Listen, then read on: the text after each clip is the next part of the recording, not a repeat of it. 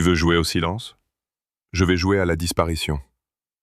Mardi dernier, je suis rentré plus tôt que prévu et j'ai découvert que ma femme prévoyait de m'ignorer royalement pendant toute une semaine. Pas parce qu'on s'était disputé, non, juste parce que ses copines de boulot l'avaient convaincue de le faire. Un genre de truc d'empowerment, pour voir à quel point je serais désespéré d'attirer son attention.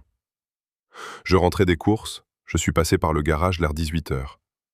C'est là que j'ai entendu la voix de Sarah dans la salle à manger. Elle était en haut-parleur avec ses collègues, Michel, Karen et Beth. C'étaient les mêmes femmes qui lui bourraient le crâne avec leurs idées tordues sur le couple depuis des mois. Je me suis arrêté dans le couloir, juste à l'abri des regards, assez près pour tout entendre. « Écoute Sarah, tu es beaucoup trop acquise », disait Michel d'un ton super assuré. « Les mecs n'apprécient pas ce qu'ils obtiennent facilement. » C'est genre la base de la psychologie.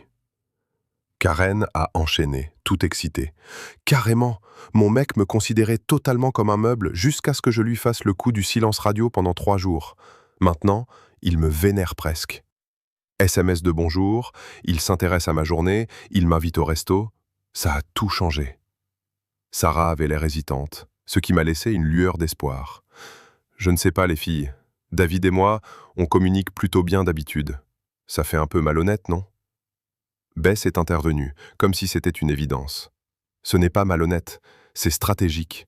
Tu lui montres que tu es la récompense, pas juste une présence acquise.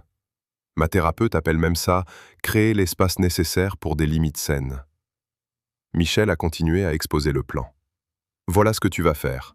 À partir de ce week-end, silence total pendant 7 jours.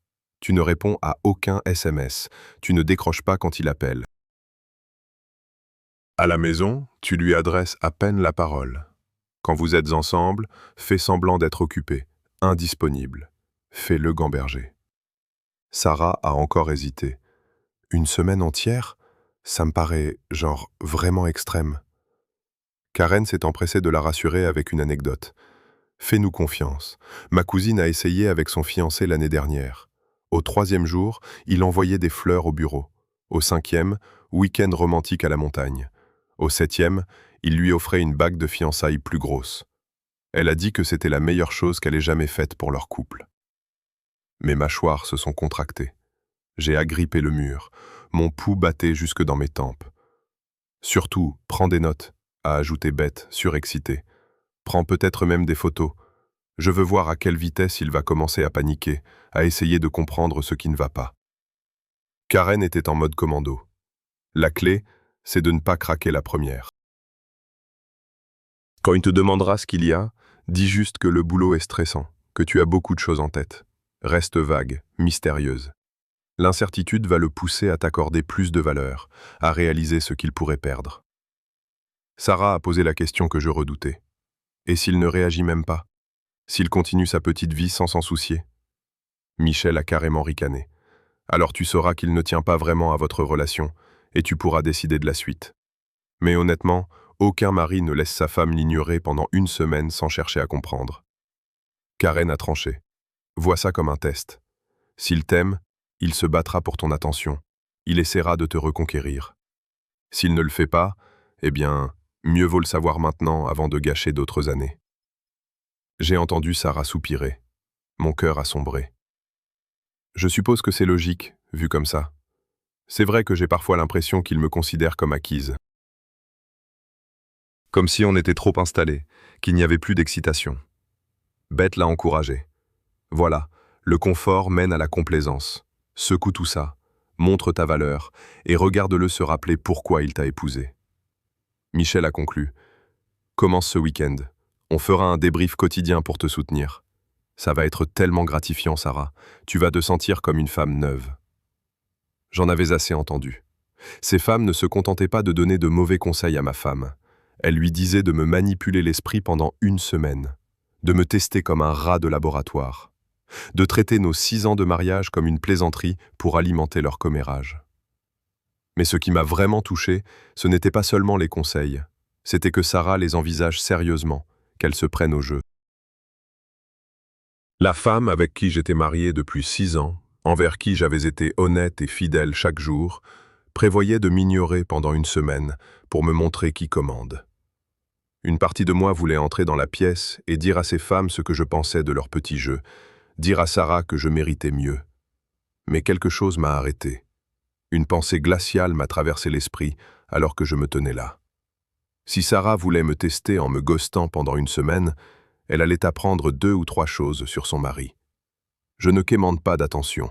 Je ne cours pas après les gens qui m'ignorent, et je ne joue certainement pas avec quelqu'un qui me traite comme une expérience scientifique pour ses copines. Elle veut me ghoster? Très bien. J'allais ghoster notre mariage tout entier.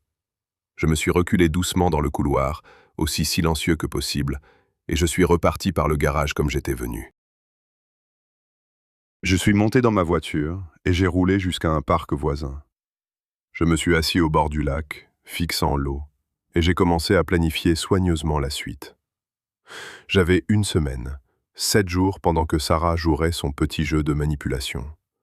7 jours pour me préparer au moment où elle rentrerait à la maison, s'attendant à me trouver désespéré, à genoux, en train de supplier pour son pardon. À la place, elle trouverait un placard vide, un compte bancaire séparé et les papiers du divorce. J'ai sorti mon téléphone et j'ai commencé une liste détaillée dans mes notes. Sécuriser les finances et transférer ma moitié. Trouver un logement, au plus vite. Faire les cartons discrètement, sans qu'elle s'en aperçoive. Voir un avocat pour une séparation de corps. Tout documenté avec des reçus et des photos. Expliquer clairement pourquoi je partais. Ce n'était pas de la vengeance, rien de tout ça. C'était une question de respect et de limite. Quand quelqu'un vous montre qu'il est capable de se jouer de vous par pur plaisir, croyez-le sur parole et agissez. Environ 1 heure plus tard, après m'être calmé, je suis rentré à la maison. Sarah avait raccroché. Elle était dans la cuisine en train de préparer le dîner, elle fredonnait avec un petit sourire aux lèvres. Elle se sentait bien, pleine d'assurance, après avoir discuté avec son trio toxique. « Salut chérie », a-t-elle lancé d'un ton enjoué quand je suis entré, allant même jusqu'à m'embrasser sur la joue. Ce baiser, je le savais maintenant, serait l'un des derniers gestes sincères auxquels j'aurais droit pendant une semaine. Le magasin n'avait plus de sous-couche pour la peinture, ai-je dit aussi calmement que possible. J'irai en chercher ce week-end à la place. Elle s'est contentée de hocher la tête, déjà tout à son jeu d'actrice pour la semaine à venir. Cette nuit-là, au lit, je l'observais dans le noir. J'écoutais sa respiration. Sarah semblait excitée, presque galvanisée par ce qui se préparait. Elle n'avait aucune idée de ce qu'elle venait de déclencher. Demain, c'était vendredi. Elle commencerait son ghosting ce week-end, ce qui signifiait que d'ici vendredi prochain, au 7e jour de son expérience, je devais avoir complètement déménagé et séparé nos finances. Le vendredi soir arriva, et avec lui, le grand numéro de Sarah.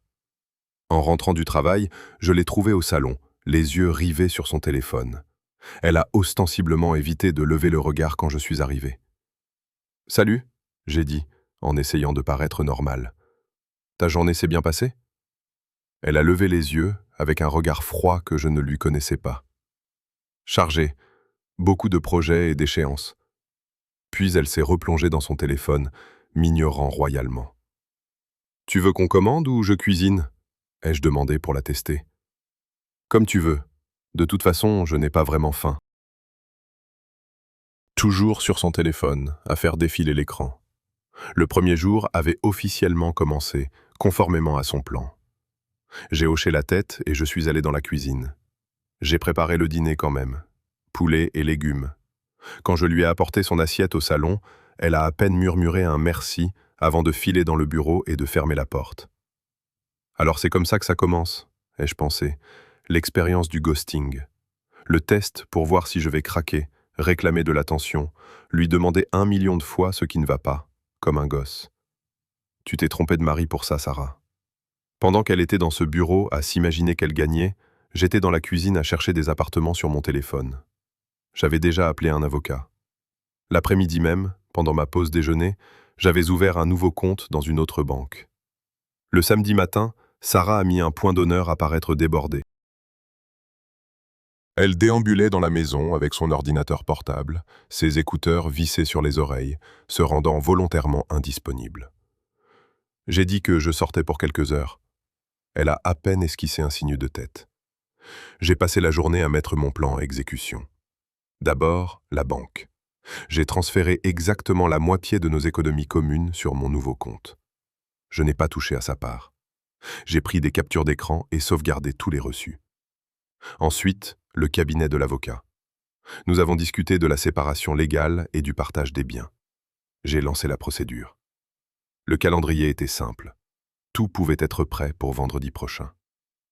Troisièmement, j'ai visité un appartement en location. Un 2 pièces meublé avec un bail au mois, disponible immédiatement. J'ai signé le contrat et récupéré les clés, prêt pour l'emménagement jeudi. Quatrièmement, un garde-meuble. Je m'en servirai pour stocker mes affaires avant de les transférer dans le nouvel appartement. Une preuve de plus de ma détermination.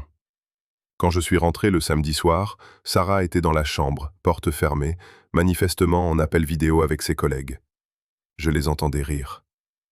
Elles étaient probablement en train de célébrer le succès de son ghosting, prenant des nouvelles comme convenu, demandant si j'avais déjà craqué. Si seulement elles savaient. Le dimanche fut identique. Sarah avait perfectionné son rôle de femme distante. Des réponses laconiques, aucun contact visuel, toujours occupée. À un moment, je l'ai croisée dans le salon. « Bonjour », lui ai-je dit. Elle a levé les yeux, m'a adressé un sourire crispé et n'a rien dit avant de baisser à nouveau le regard. L'ancien moi aurait peut-être demandé ce qui n'allait pas, aurait tenté de discuter, aurait redoublé d'efforts pour attirer son attention. Le moi d'aujourd'hui s'est contenté de hocher la tête et de passer son chemin. J'ai passé le dimanche à faire le tour de la maison, répertoriant ce qui m'appartenait, ce qui était à elle, ce que nous avions acheté ensemble. J'ai commencé un tableur détaillé sur mon ordinateur, avec un code couleur pour chaque catégorie. Ce soir-là, pendant que Sarah prenait un long bain, la porte verrouillée, j'ai commencé mes cartons. Sans panique, avec méthode. J'ai débuté par les choses dont elle ne remarquerait pas l'absence immédiatement. Les vêtements hors saison au fond du placard, les livres des étagères du bas, les outils du garage qu'elle n'utilisait jamais, les papiers importants dans mon tiroir de classement, la montre de mon grand-père et d'autres objets de ce genre. J'ai rempli 2 gros cartons et je les ai chargés dans la voiture une fois Sarah endormie. Premier voyage au garde-meuble. Plus que 4 jours. Ensuite, elle comprendrait ce que son petit test lui coûtait réellement. Lundi et mardi furent identiques. Sarah continuait de me ghoster sans relâche.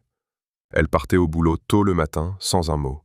En rentrant, elle filait direct dans la chambre ou au bureau. Elle desserrait à peine les dents, restait à distance. Ses collègues prenaient de ses nouvelles, genre tous les jours. Je captais des bribes de conversation quand elle mettait le haut-parleur dans le bureau. « Il commence à craquer ? Tiens bon, ma grande. Tu gères de ouf. » Ce qu'elle ne voyait pas, c'était mes 2 ou 3 allers-retours quotidiens au garde-meuble. Davantage de fringues, des ustensiles de cuisine que j'avais apportés quand on s'était mariés, mon matos électronique, mes affaires de sport, les photos de famille encadrées. Le mardi soir, mes affaires étaient systématiquement évacuées de la maison, et Sarah n'avait même rien remarqué. Elle était trop occupée à jouer l'indifférence pour voir ce qui se passait réellement. L'ironie de la situation ne m'échappait pas. Elle m'ignorait pour voir si j'allais réagir et me battre pour attirer son attention. Pendant ce temps, je m'effaçais complètement de sa vie, et elle était trop prise par son petit jeu pour remarquer que j'étais déjà parti. Mercredi, j'ai posé un jour de maladie. Sarah était déjà partie avant 7 heures du matin, sans doute pour m'éviter. J'avais toute la journée pour en finir. J'ai embauché des déménageurs pour emporter mes meubles, la chambre à coucher de mes parents, le bureau, mon fauteuil. J'ai pris le reste de mes vêtements et mes effets personnels. J'ai pris ma moitié de ce qu'on partageait. On avait 2 tables de chevet, j'en ai pris une. On avait 6 chaises de salle à manger, j'en ai pris 3. Je n'ai pas touché à ses affaires. L'après-midi, j'ai fait mon changement d'adresse pour le nouvel appart, mis à jour mes assurances. J'ai clôturé notre carte de crédit commune, après avoir vérifié auprès de mon avocat que j'en avais le droit. J'ai retiré mon nom des contrats d'électricité et d'eau pour que tout soit à son nom. Le jeudi soir, tout était prêt. Mes affaires étaient soit dans le nouvel appart, soit au garde-meuble. Mes finances étaient séparées. Mon nouveau chez-moi était prêt. Il ne restait plus que la lettre, et mon départ. Jeudi soir, Sarah est rentrée après une énième journée à m'ignorer. Elle est allée direct dans la chambre avec son plat à emporter, fermant la porte comme d'habitude. Je l'ai entendue sur FaceTime avec le trio toxique, encore une fois, en train de rire et de discuter. « Demain, 8e jour », a dit l'une d'elles, toute excitée. « Tu vas voir à quel point il est désespéré de te retrouver. Je parie qu'il meurt à petit feu depuis une semaine. » Je me suis assis dans le salon presque vide, même si Sarah n'y avait pas mis les pieds depuis des jours et n'avait pas remarqué les meubles manquants, et j'ai rédigé ma lettre avec soin. Elle devait être claire, ferme et définitive. Aucune place pour un malentendu ou une confusion sur mes intentions. Vendredi matin, à 5h30 précise, j'ai quitté la maison pour de bon. Sarah dormait encore à l'étage. Elle s'était couchée tard chaque soir, probablement pour texter ses collègues sur la réussite de son expérience. J'ai posé l'enveloppe sur le plan de travail de la cuisine, là où elle la verrait forcément en premier, appuyée contre la cafetière qu'elle utilisait tous les matins, sans exception. J'ai jeté un dernier regard à cette maison que nous partagions depuis 6 ans. Hier, c'était chez moi. Aujourd'hui, ce n'était plus qu'un rappel de ce qui arrive quand on teste quelqu'un qui connaît sa valeur et qui a le respect de soi. Je suis sorti, j'ai verrouillé la porte et j'ai laissé ma clé sur la rambarde du porche pour qu'elle la trouve. À 6h du matin, j'étais installé dans mon nouvel appart à l'autre bout de la ville, déballant mes derniers cartons. Mon téléphone était éteint. Le partage de position désactivé sur toutes les applis. Mes réseaux sociaux supprimés. Si Sarah voulait me faire le coup du silence radio pendant une semaine, elle allait apprendre ce qu'était un vrai ghosting. Sarah avait prévu de faire de ce vendredi son jour de gloire. 8e jour, le grand dénouement. Elle avait organisé un after-work avec ses collègues après le boulot, spécifiquement pour célébrer la fin de son expérience réussie. Ensuite, elle rentrerait et daignerait enfin me reparler, s'attendant à ce que je sois soulagé, reconnaissant, peut-être même désolé pour je ne sais quelle faute. Elle a quitté le bureau à 17h, tout excitée. La semaine s'était déroulée à merveille. Je n'avais pas insisté, pas mis de pression, je n'avais pas fait culpabiliser du tout. Je lui avais laissé de l'espace, exactement comme elle le voulait. J'avais sûrement retenu la leçon, ne plus la considérer comme acquise. Je serais un meilleur mari désormais. Au bar du centre-ville, Michel, Karen et Beth l'attendaient à une table, verre déjà servi. « À la santé de Sarah !» a lancé Michel en levant son verre. « Tu l'as fait, ma belle. Une semaine entière à poser tes limites et à montrer ta valeur. Tu te sens comment ?» a demandé Karen, curieuse. « Puissante !» a répondu Sarah avec un sourire. « En fait, oui, je pense que c'était vraiment bénéfique pour notre couple. David a vraiment respecté mon besoin d'espace et d'indépendance. » Beth filmait déjà la scène avec son téléphone pour les réseaux sociaux. « C'est quoi le plan pour ce soir ? Tu vas le faire ramer un peu ou tu l'accueilles à bras ouverts ?»« Je pense que je vais le laisser m'emmener dîner, » a dit Sarah pleine d'assurance. « Un endroit chic et romantique. Il a probablement passé toute la semaine à réfléchir à comment se faire pardonner et me prouver que je compte. » Les femmes ont ri en trinquant. Sarah ne resta que pour un verre, puis rentra chez elle à 18h30.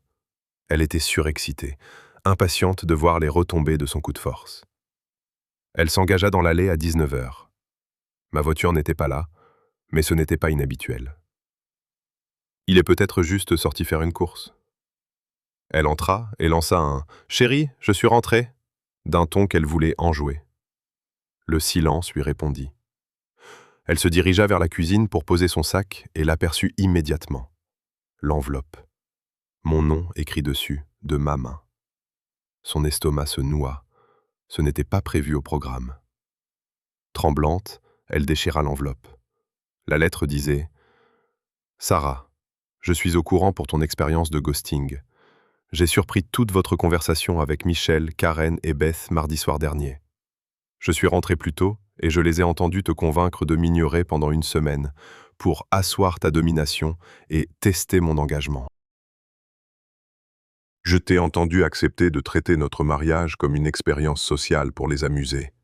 Tu voulais me ghoster pendant une semaine pour voir si j'allais me battre pour attirer ton attention. Au lieu de ça, J'ai passé la semaine à me préparer à me battre pour mon amour-propre. Au moment où tu liras ces lignes, j'aurai complètement déménagé. J'ai transféré ma moitié de nos économies communes sur un compte séparé. Les relevés sont dans cette enveloppe. J'ai retiré mon nom des contrats d'eau et d'électricité, qui sont désormais uniquement à ton nom. Je n'ai pris que ce qui m'appartenait avant notre mariage et exactement la moitié de ce que nous avons acheté ensemble. Je ne suis pas en colère, je suis déçu. La femme que j'ai épousée n'aurait pas joué à des jeux psychologiques pour se sentir puissante. Elle n'aurait pas laissé ses collègues la convaincre de manipuler quelqu'un qu'elle prétendait aimer. Elle ne m'aurait pas testé au lieu de simplement me parler. Mais cette femme semble avoir été remplacée par quelqu'un qui pense que asseoir sa domination est plus important qu'une communication honnête. Tu voulais savoir si j'allais me battre pour ce mariage. Voici ta réponse. Je ne me bats pas pour une relation avec quelqu'un qui me traite comme un cobaye. Je ne quémande pas l'attention de quelqu'un qui utilise son absence comme une arme. Et je ne participe certainement pas à des jeux conçus par tes collègues toxiques qui voient le mariage comme un rapport de force plutôt que comme un partenariat. J'ai contacté un avocat. Tu recevras les papiers prochainement. En attendant, j'ai besoin d'espace, un vrai espace, pas celui de ta manipulation. J'ai besoin de décider si ce mariage est une chose pour laquelle je veux me battre pour réparer ou me battre pour en finir. La différence entre ton ghosting et le mien est simple. Le tien était un test. Le mien est une limite. Tu trouveras les coordonnées de mon avocat dans cette enveloppe. Toute communication passera désormais par lui. Post-scriptum. Tu devrais peut-être repenser à la qualité des conseils que tu reçois de femmes qui ont un taux de réussite conjugale cumulé de 0. La lettre glissa de ses mains tremblantes alors que la réalité la percutait de plein fouet. Elle se précipita dans la chambre, paniquée. Mon côté du dressing était totalement vide. Plus de vêtements, plus de chaussures, rien. Elle ouvrit brusquement les tiroirs de ma commode, vides. Ma table de chevet avait disparu d'à côté du lit. Elle ne s'en était même pas rendue compte. Elle courut à la salle de bain, désespérée. Ma brosse à dents, mon rasoir, mon shampoing, tout avait disparu sans laisser de traces. Elle se rua vers le garage, en plein délire. Mes outils manquaient sur le panneau perforé. Mon matériel de camping n'était plus sur les étagères. Même mes pneus d'hiver avaient été sortis du box de stockage. Elle sortit son téléphone, les mains tremblantes, et composa mon numéro. Le numéro que vous demandez n'est plus attribué. Elle tenta d'envoyer un SMS, désespéré. Échec de l'envoi. Elle vérifia l'application de localisation. Localisation indisponible. Elle essaya Instagram, Facebook, tout, frénétiquement. Tous les comptes étaient désactivés. Complètement. Je n'avais pas juste quitté, j'avais disparu. Je l'avais ghosté pour de bon. C'est alors que le second coup tomba, les comptes bancaires. Elle ouvrit son application bancaire, les doigts tremblants. Le compte d'épargne joint, qui contenait 52 000 $, n'en affichait plus que 26 000 exactement. La moitié parfaite. J'avais pris ma part au centime près. Le compte courant joint affichait 2 800 $, sa part exacte de ce qui s'y trouvait. Je lui avais laissé la moitié d'absolument tout. Juste, légal, complet et documenté. Sarah se laissa glisser contre le mur de la chambre, lentement, pour finir assise sur le sol de cette pièce désormais à moitié vide. Le poids total de ce qu'elle avait fait finit par l'écraser. Elle avait testé l'amour de son mari en l'ignorant délibérément, et elle venait de découvrir que je m'aimais plus que je n'aimais être manipulé.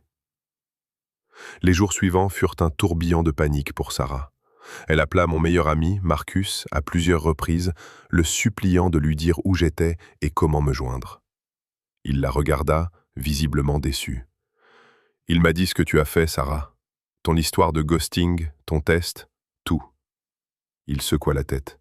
« Non, je ne te dirai pas où il est, ni comment le joindre. Il ne veut pas te parler pour le moment.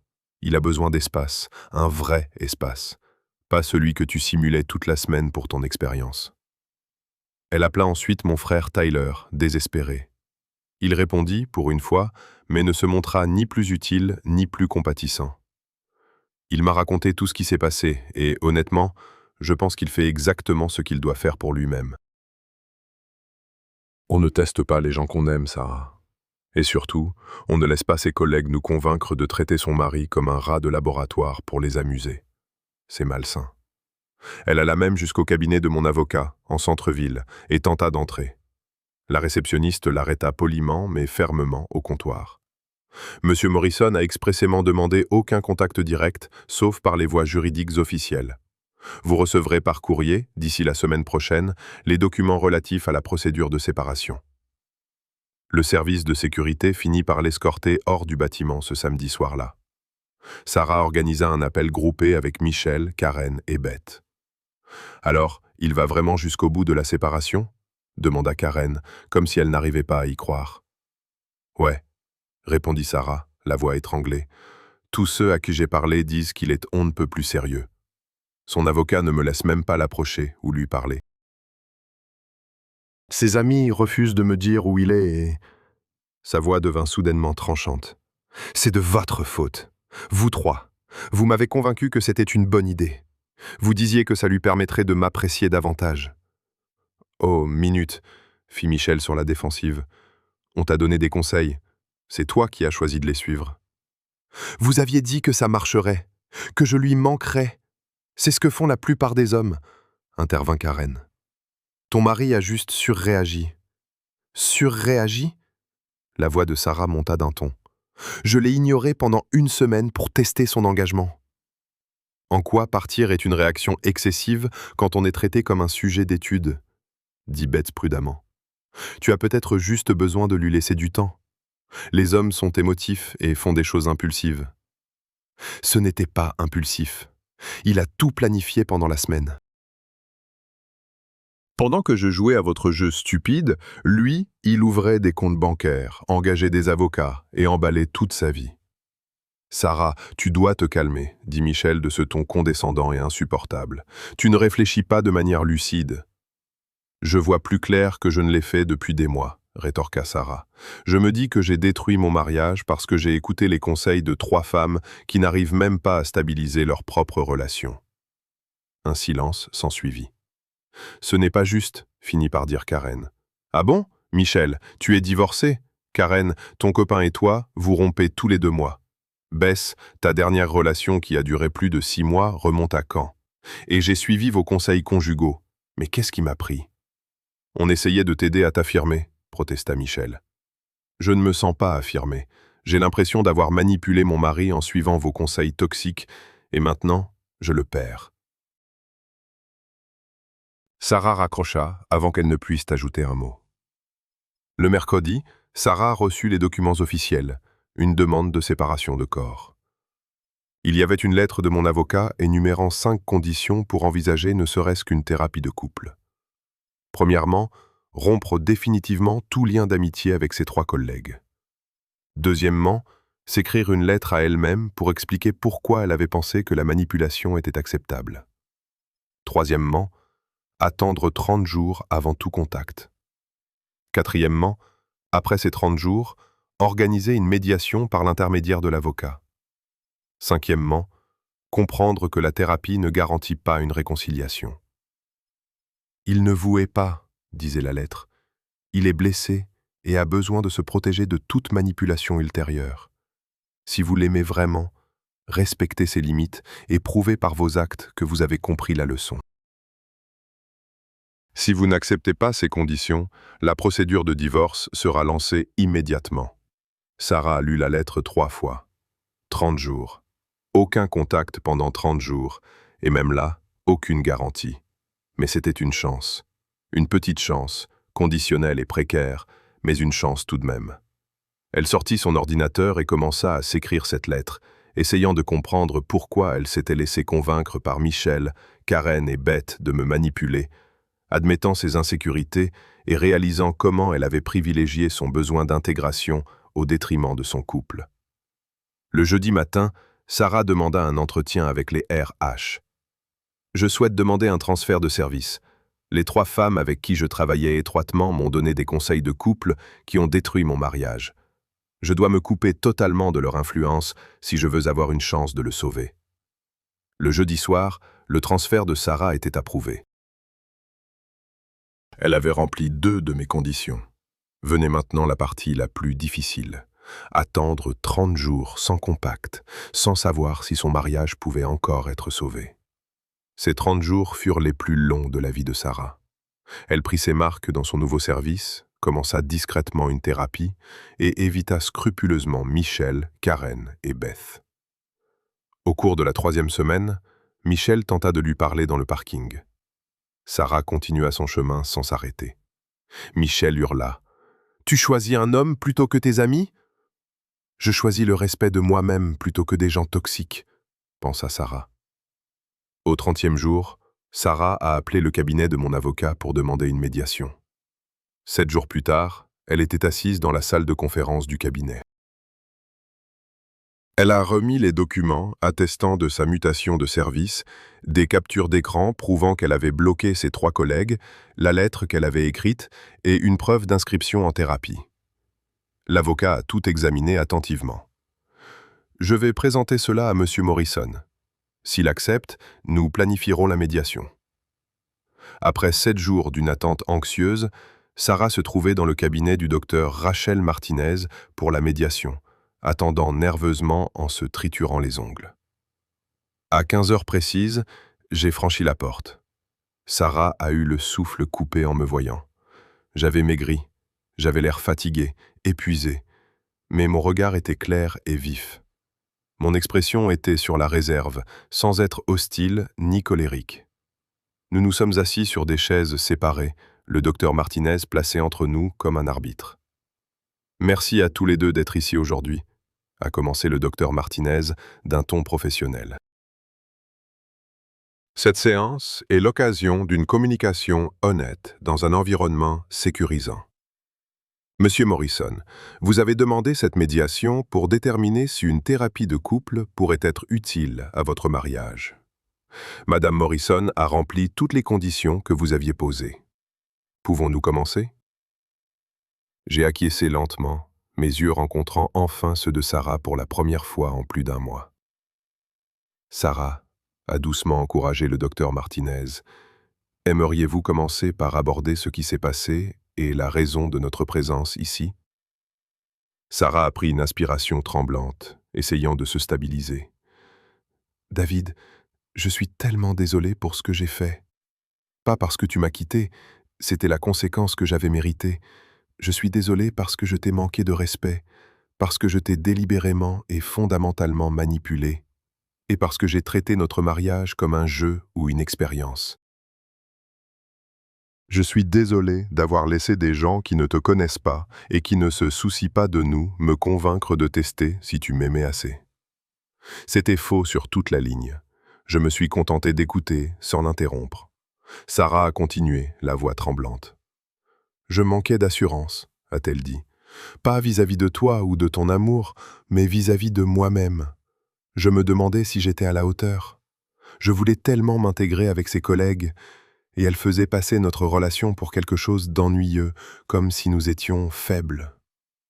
Elle disait que ta fiabilité n'était qu'une façon pour moi de me contenter de peu, a-t-elle poursuivi. Et je les ai écoutés, au lieu d'avoir confiance en ce que nous avions construit pendant 6 ans.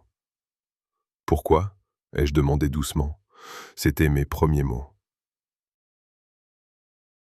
Pourquoi leur opinion comptait-elle plus que 6 ans de bonheur? Parce que j'ai toujours accordé trop d'importance au regard des autres. C'est un point sur lequel je travaille en thérapie maintenant. Je voulais qu'elle pense que j'étais sûr de moi, que je maîtrisais tout, alors j'ai fait ce qu'elle disait, même si je sentais que c'était mal. La séance s'est poursuivie, le docteur Martinez nous posant des questions difficiles.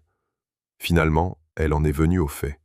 « Monsieur Morrison, a-t-elle dit, sachant tout ce que vous savez maintenant, êtes-vous prêt à tenter une thérapie de couple avec Sarah ?» Je suis resté silencieux un long moment. Sarah retenait son souffle. Finalement, j'ai dit « Oui, mais j'ai mes conditions. Nous restons légalement séparés pendant la thérapie, à raison d'1 séance par semaine, pendant au moins 3 mois. Si je sens qu'elle n'est pas sincère, ou si elle se cherche des excuses, ou si elle reparle à ses collègues, c'est fini. Il n'y aura pas de seconde chance après cette seconde chance. Et si je fais tout ce qu'il faut, a demandé Sarah à voix basse, si je vois que tu as vraiment changé, alors, après 3 mois, on verra où on en est. Peut-être qu'on essaiera de revivre ensemble. Peut-être qu'on renouvellera nos vœux pour repartir sur de meilleures bases. Peut-être qu'on construira quelque chose de plus fort qu'avant. Je me suis arrêté. Mais ce peut-être n'est pas une promesse, Sarah. C'est une possibilité. Sarah a hoché la tête, les larmes coulant sur son visage. Une possibilité, c'est déjà plus que ce que je mérite. C'est plus que ce que la plupart des gens t'accorderaient, ai-je dit, sans chercher à être méchant. Mais je t'ai fait des promesses, pour le meilleur et pour le pire. Là, c'est clairement le pire. Mais je suis prête à voir si nous pouvons revenir au meilleur. Les 3 mois suivants furent consacrés à une reconstruction prudente. Des séances hebdomadaires, 1 point chaque jour. À la 5e semaine, j'ai souri pendant une séance pour la première fois. Nous sommes allés prendre un café après. « Tu me manques », lui ai-je dit. « Mais celle que j'étais quand je les écoutais ne me manque pas », a répondu Sarah. « Je ne veux plus jamais être cette personne. » Le 4e mois apporta le véritable test. Sarah a croisé Karen dans un café du centre-ville, par pur hasard. Karen s'est approchée d'elle avant que Sarah ne puisse partir. « Sarah, tiens, ça fait un bail. Écoute, je sais que les choses ont un peu dérapé entre nous, mais on essayait juste de t'aider. Tu le sais, n'est-ce pas ?» Sarah a ressenti cette vieille pulsion de vouloir arrondir les angles, de vouloir être aimée, d'éviter le conflit. Puis, elle a pensé à moi, à ce que l'écoute de ces femmes lui avait coûté. « Non, Karen, » a dit Sarah d'un ton ferme. « Tu n'essayais pas de m'aider. Tu projetais sur moi tes propres idées tordues sur les relations. Et ça ne m'intéresse pas de redevenir ton ami, plus jamais. » Le visage de Karen s'est durci. « Waouh, David t'a vraiment lavé le cerveau, hein ?» « David ne m'a pas lavé le cerveau, » dit Sarah d'un ton calme. « Il m'a mise face à mes responsabilités. Il y a une sacrée différence. » Sarah prit son café. « J'espère que tu comprendras un jour qu'un couple, ce n'est pas une question de pouvoir. Mais ce n'est plus mon problème désormais. » Elle s'éloigna. Le soir même, elle m'en parla pendant notre séance. « Qu'est-ce que tu as ressenti ?» demandai-je intéressé. « C'était dur, mais tellement juste, » dit-elle en me regardant. « Je n'avais pas besoin que tu sois là pour me dire quoi faire. Je l'ai fait parce que c'était ce qu'il y avait de mieux pour moi. » J'ai hoché la tête lentement, touché. C'est ce que j'avais besoin de voir chez toi. Au 5e mois, nous avons eu notre premier vrai rendez-vous. Un dîner dans un bon restaurant du centre-ville, un endroit que nous adorions. À la fin de la soirée, je l'ai embrassé doucement sur le front. « J'y arrive, Sarah. Je reviens vers nous. » 6 semaines plus tard, alors que les choses continuaient de s'améliorer, j'ai été le premier à le dire. Je t'aime toujours. Je n'ai jamais cessé de t'aimer, j'ai juste cessé de me sentir en sécurité avec toi. Les yeux de Sarah s'embuèrent. Je passerai le reste de ma vie à faire en sorte que tu te sentes à nouveau en sécurité avec moi, je te le promets. 6 mois après mon départ, j'ai dit au docteur Martinez que nous étions prêts. J'ai réemménagé ce samedi-là. Sarah avait fait les choses simplement.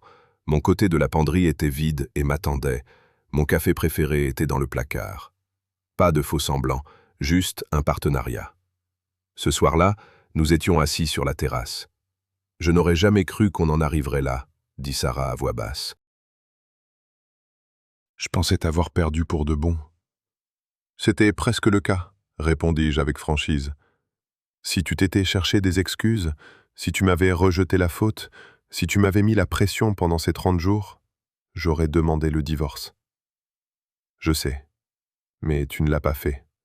Tu as assumé tes responsabilités, tu as fait de vrais changements, et tu m'as laissé l'espace nécessaire pour tout gérer sans me bousculer. » Je lui ai pris la main. « C'est pour ça que je suis revenu. Pas parce que j'ai oublié ce qui s'est passé, mais parce que tu m'as prouvé que tu avais compris. » 1 an plus tard, nous avons organisé un dîner avec nos vrais amis. Marcus leva son verre. À David et Sarah, qui ont prouvé qu'on peut réparer un couple avec de l'honnêteté et un engagement sincère, pas avec des jeux. Plus tard, pendant que nous rangions, j'ai regardé Sarah. « Tu sais ce qui est différent maintenant ? Avant, je t'aimais, mais je me reposais sur mes acquis. Maintenant, je t'aime et je t'apprécie à ta juste valeur. Je ne te considère plus comme un dû. Ce n'est pas toi qui m'as perdu, dit Sarah. C'est moi qui t'ai perdu, et j'ai dû te reconquérir. On a peut-être tous les deux appris quelque chose. Tu as appris que les tests détruisent la confiance. J'ai appris que les conséquences clarifient les choses. Ce soir-là, au lit, Sarah demanda « Tu penses qu'on est plus fort maintenant ?» J'y ai réfléchi. Oui, parce qu'on a reconstruit sur l'honnêteté plutôt que sur des suppositions, sur des limites plutôt que sur une confiance aveugle. Je suis désolé qu'il ait fallu que je manque de te perdre pour comprendre. Je sais, tu me l'as prouvé chaque jour. Je me tournai vers elle. Ne te contente pas d'être désolé. Sois meilleur. C'est la seule excuse qui compte vraiment. Sarah hocha la tête. Je le serai, je te le promets. Je sais, dis-je, parce que si tu ne l'es pas, je m'en vais. Et la prochaine fois, ce sera sans retour. Ce n'était pas une menace, c'était une limite claire, nette, solide et juste. Et Sarah m'en aimait d'autant plus. Elle avait enfin compris la grande leçon. Le véritable amour n'a pas besoin de mise à l'épreuve. Il a besoin de confiance. Et la confiance, elle se bâtit sur le respect de sa parole, sur l'honnêteté et sur la force de s'éloigner de n'importe qui, même de la personne qu'on aime, si elle vous traite comme si vous valiez moins que son besoin d'attention. Certaines limites, une fois franchies, changent tout. Mais parfois, si l'on est prêt à y mettre du sien, on peut les changer pour le mieux.